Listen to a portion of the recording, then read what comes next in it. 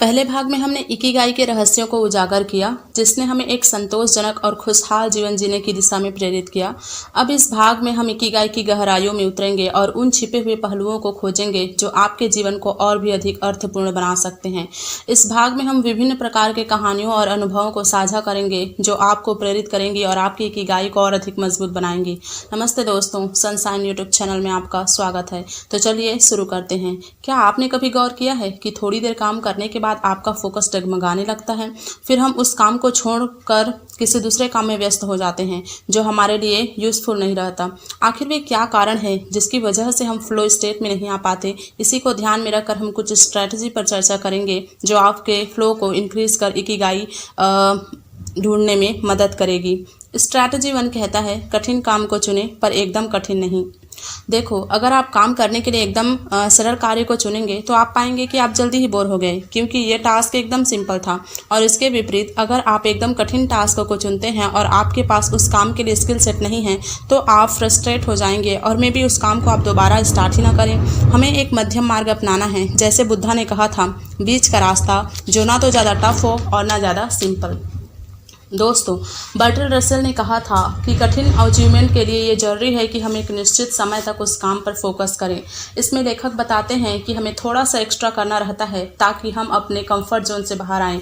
जैसे आप एक डांसर हो तो आप कुछ ऐसे स्टेप सीखिए जो आज तक किसी ने ट्राई नहीं किया, मतलब समथिंग एक्स्ट्रा, चाहे आप जीवन के किसी भी फील्ड में हो। अब आते हैं दूसरे स्ट्रैटेजी पर। यह स्ट्रैटेजी हमें एक क्लियर और कॉन्क्रीट उद्देश्य रखने की सलाह देता है।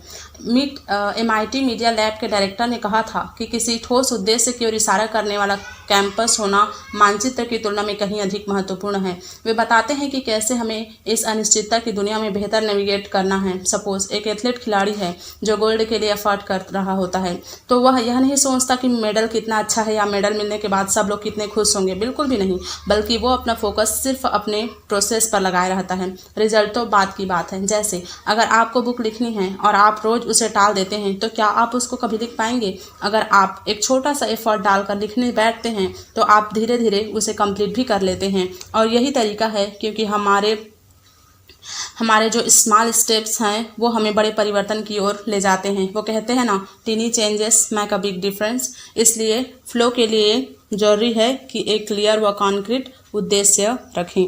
और तीसरे स्ट्रैटेजी में लेखक एक समय में एक ही काम पर कंसंट्रेट करने की बात करते हैं।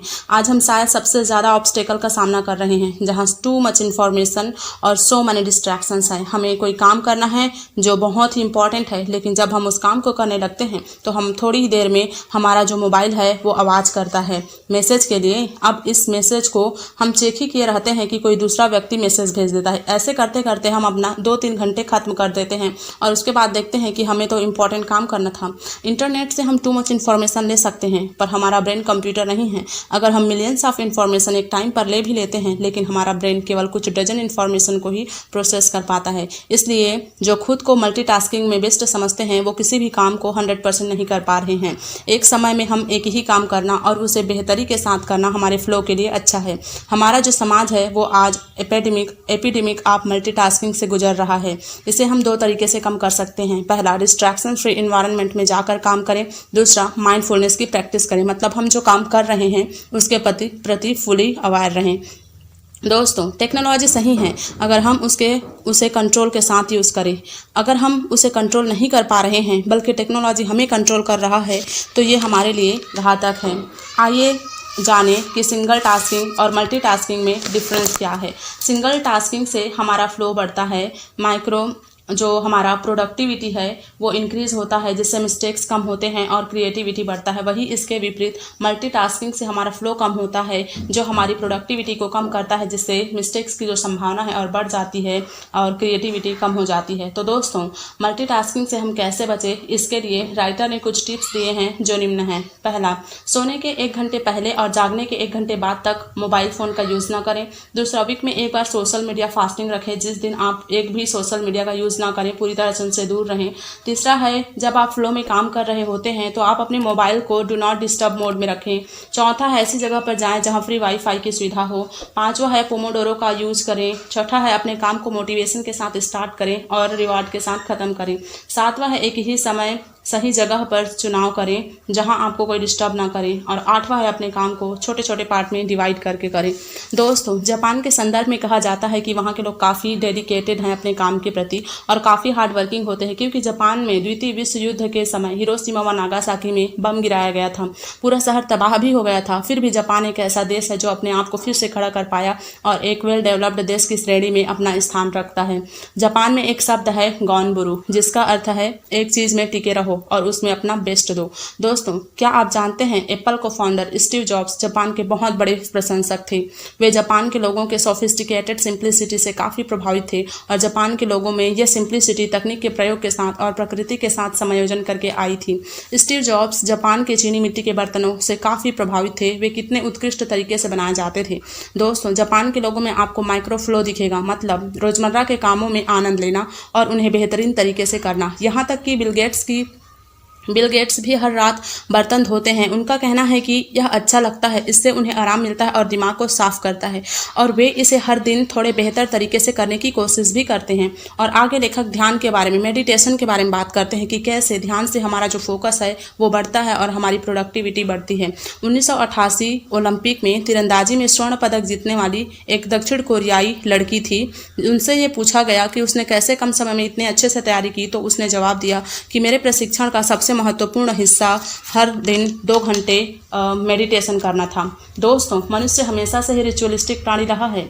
वो रिचुअल्स में हमेशा से व्यस्त रहा है। प्राचीन समय में हंटिंग, खेती करना से लेके कर्मकांड में व्यस्त रहा है। जापान के लोग भी काफ़ी रिचुअलिस्टिक हैं। वहाँ की संस्कृति में हमें काफ़ी प्रेरणा मिलती है। वहाँ बिजनेस या व्यापार में ये देखा जाता है कि लोग कितने वेल मैनर्ड हैं। वहाँ बिजनेस में फ़ायदा या नुकसान बात की बात है। वहाँ के जो कस्टमर हैं वो अपने मैनर का सही से यूज कर रहे हैं या नहीं, ये ज़्यादा मैटर करता है। और भाग 2 में लेखक जो है वो लंबे जीवन जीने वाले लोगों का इंटरव्यू लेते हैं। आइए जाने आखिर दुनिया में सबसे लंबे समय तक जीने वाले लोगों के अनुभव को। दोस्तों, इसमें पहला व्यक्ति जो कि 117 साल के थे, उनसे जब पूछा गया कि उनके लंबे और खुशहाल जीवन का राज क्या है, तो वे कहते हैं ईट एंड स्लीप और आप लंबी जिंदगी जिएंगे। इसका मतलब ये नहीं है कि कुछ भी खाएं, बिल्कुल नहीं।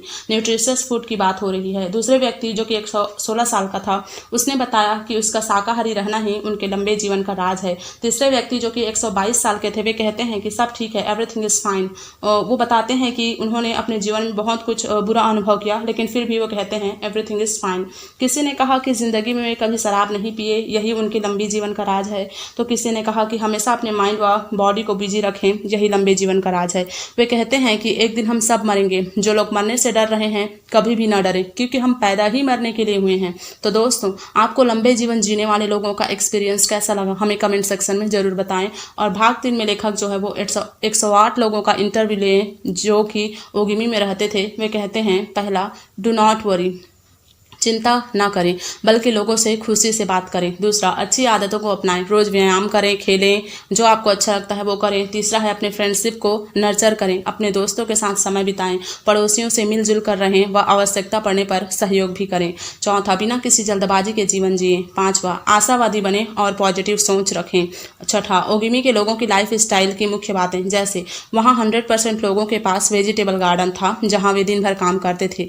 सभी जो है वो नेबरहुड जैसी संस्था से जुड़े हुए थे जहां वे सभी मिलजुल कर परिवार की तरह रहते थे।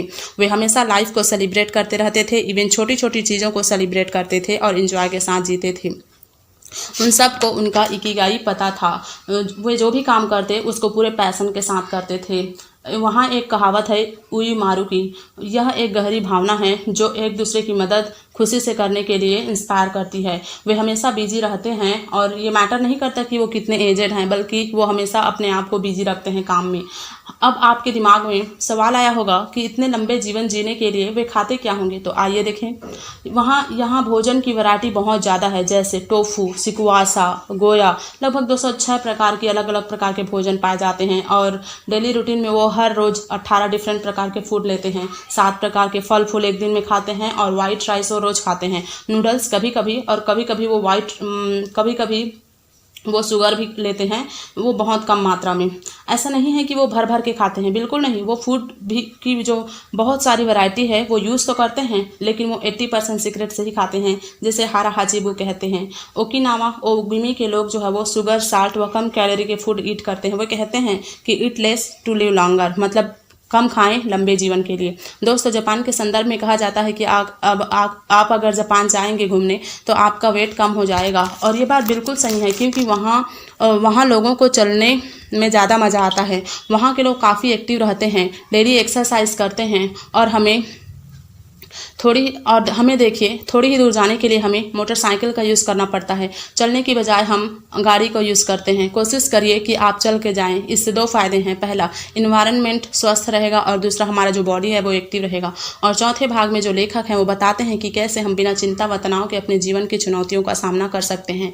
जापान में एक कहावत है, नाना कारोबी याओ की, जिसका अर्थ है कि फॉल 7 टाइम्स राइज 8 टाइम्स। दोस्तों, हम प्रॉब्लम से कैसे डील करते हैं इसकी योग्यता रेजिलियंस कहलाती है। हम जितने ज़्यादा रेजिलियंट रहेंगे हम उतने ही जल्दी फेलियर के बाद अपने आप को दोबारा खड़ा कर सकते हैं। किसी भी प्रॉब्लम्स में घबराने की जगह खुद से एक सवाल पूछिए कि इससे बुरा क्या हो सकता है, फिर आप उसका समाधान निकालने का प्रयास करें, आपको बेहतर रिजल्ट मिलेगा। कभी कभी हमें अपने डर से ही उस काम को स्टार्ट नहीं कर पाते। हमेशा याद रखिए कि लाइफ इज़ वेरी अनसर्टेन, और अभी आप जो जी रहे हैं यही इम्पॉर्टेंट है। इसलिए भविष्य व अतीत को लेकर ज़्यादा घबराएं नहीं, बल्कि वर्तमान को अच्छे से जिएं। जापान में एक शब्द है वाबी साबी, जिसका मतलब होता है कि हमारा जो नेचर है वो चेंजेबल है, इम्परफेक्ट है, और यही इसकी सुंदरता है। अपने परफेक्शन में सुंदरता ढूंढने की बजाय इम्परफेक्शन में खुशी ढूंढने का प्रयास करें। एक और शब्द आता है इचिगो इची, इसका मतलब है कि ये मोमेंट दोबारा नहीं आएगा, इसलिए इसे खुशी के साथ जिएं। तो दोस्तों, आज के लिए इतना ही। अगर आपको ये वीडियो अच्छा लगा तो लाइक, शेयर और सब्सक्राइब जरूर करें।